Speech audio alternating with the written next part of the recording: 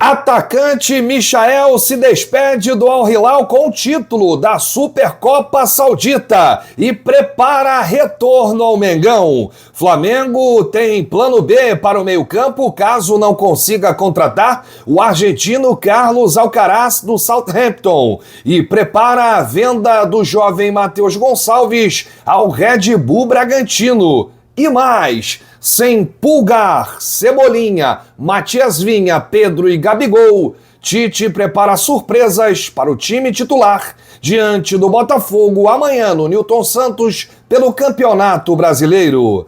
Essas e outras a partir de agora no seu canal Raflamelo. Então cola. Cola esse dedo no like, ajude muito o nosso canal. Continue compartilhando os nossos conteúdos. Se você ainda não é inscrito, aqui embaixo tem um botão inscreva-se, é muito importante a sua inscrição aqui no nosso canal para o crescimento. Não se esqueça sempre de ativar o sininho para receber todos os nossos vídeos. Raflamelo 81 nossas redes. Vem comigo, assiste até o final, não pule esse que é uma parte, porque tem muita informação do rubro-negro mais querido do Brasil e do mundo. Eu queria começar esse vídeo lamentando profundamente o falecimento do maior comunicador do país. Pelo menos é a minha opinião. Silvio Santos. Senhor Abravanel nos deixou na manhã deste sábado aos 93 anos de idade, deixando uma lacuna insubstituível no cenário da comunicação no país. E eu falo porque eu me espelhei muito no Silvio Santos durante a minha infância. Eu queria ser comunicador, eu queria falar, lidar com o público e trabalhar no rádio. E a minha história foi no rádio, né? E o Silvio Santos, depois de camelô, ele foi para o rádio e construiu aí um cenário incrível e vai deixar exemplos.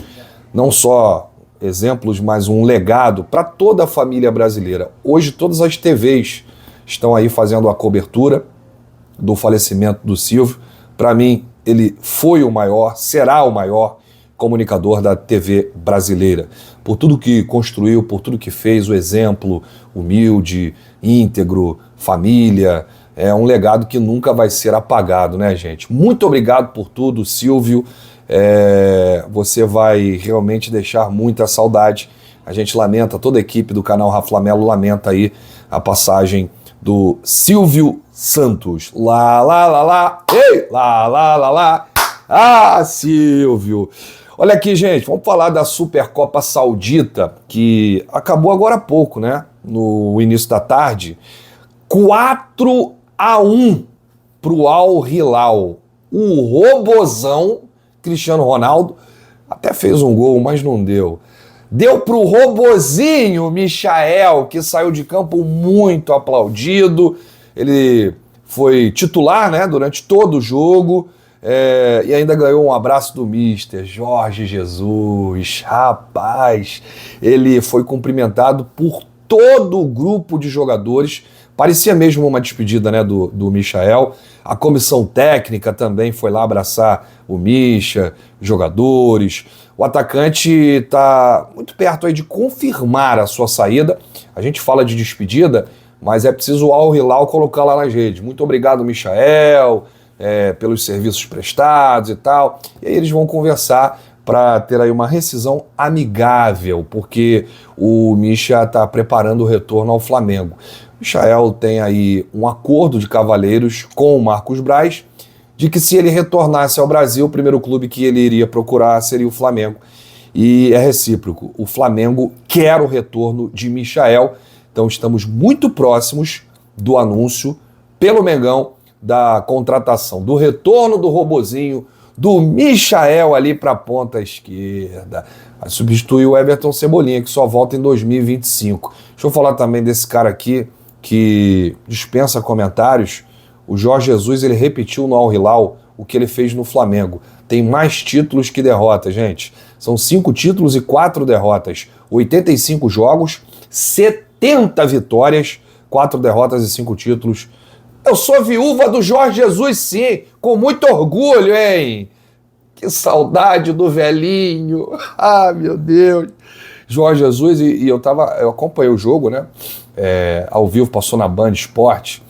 Impressionante os gols do Al Hilal, é tudo jogada trabalhada, é tudo transição rápida, que lembra muito aquele Flamengo de 2019, né? Quem viu o jogo hoje sabe do que eu tô falando. Bom, a gente só pode desejar boas-vindas, né, ao Michael. Seja bem-vindo de volta, a gente espera que confirme logo tudo isso rápido, porque a gente precisa de reforços.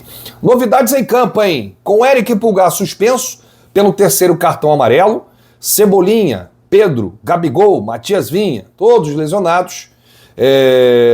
Alan, Bruno Henrique e Carlinhos voltam ao time titular. O Tite está preparando aí surpresas para encarar o Botafogo lá no Newton Santos amanhã.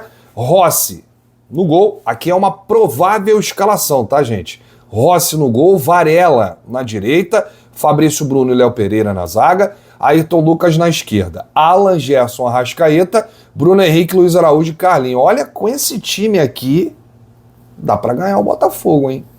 Timaço esse time aqui do Flamengo, obviamente, poupando alguns titulares. Agora, o Departamento de Saúde e Alto Rendimento e a Comissão Técnica ainda irão se reunir, né, depois dessa última atividade de hoje, para fechar o grupo. Quem vai para o jogo, quem vai ficar no banco, quem vai ser relacionado, porque o Tite está aí com uma penca de desfalques. Pedro fora, Gabigol fora, Cebolinha fora, Matias Vinha fora, Eric Pulgar fora. São os desfalques do Flamengo para o Clássico. O Botafogo também deve entrar com uma equipe alternativa, porque tem um confronto quarta-feira contra o Palmeiras pelas oitavas da Conmebol Libertadores no Allianz Parque. Falando sobre mercado da bola, segundo o jornalista Matheus Leal, o Flamengo já tem um plano B caso não consiga contratar o meia argentino Carlos Alcaraz, do Southampton. Trata-se de André Franco, do Porto, de Portugal. Os portugueses aceitariam negociar o jogador de 26 anos por valores a partir de 4 milhões de euros. Cerca de 24 milhões de reais na cotação atual, isso aí seria molezinha para o Flamengo. Outros times chegaram a sondar o jogador, porém o Flamengo é visto como, pelo seu staff, né, como um diferencial, diferente e especial. Assim que o staff de André Franco enxerga o Flamengo nessa oportunidade aí, né, de estar sempre sendo visto na primeira prateleira, disputando todos os títulos, visibilidade. E o Flamengo tem aí a maior estrutura do país, né? Além de meio-campista, o português André Franco também atua como ponta direita, podendo servir como opção da posição caso necessário. Mas o plano A do Flamengo continua sendo Carlos Alcaraz. O Flamengo tentou o Claudinho, não conseguiu, está com uma grande dificuldade com o Carlos Alcaraz lá, com os ingleses do Southampton, mas tem aí um plano B, que é o André Franco do Porto. Ainda falando de mercado da bola, e a gente não fala só de chegadas, poderemos ter saídas também, o jovem Matheus Gonçalves está muito próximo de ser vendido ao Red Bull Bragantino. A negociação gira em torno de 8 milhões de euros, por volta de 48 milhões de reais, se você converter aí para a nossa moeda. Isso por 50% dos direitos do atleta. E aí existia uma configuração nessa proposta do Red Bull Bragantino, e o Flamengo não queria liberar, não queria vender o Matheus Gonçalves ao Clube Paulista. Por quê? Num primeiro momento, o Red Bull queria 70% do Matheus Gonçalves, e o Flamengo não aceitou. Só aceita metade, 50%. Então parece que dessa vez o negócio vai andar. O Pedro Caixinha gosta muito do Matheus Gonçalves. Ele não é aproveitado pelo Tite. Vamos ver o que vai acontecer nessa negociação. Caso a venda seja concretizada, o Flamengo irá acumular aí por volta de 42 milhões de euros em vendas de jogadores. Porque se a gente for pegar aqui, Fabrício Bruno, 14 milhões de euros. Wesley, 20 milhões de euros, até aí dá 34. Aí tem Matheus Gonçalves, 8 milhões de euros por 50%, 42 milhões de euros.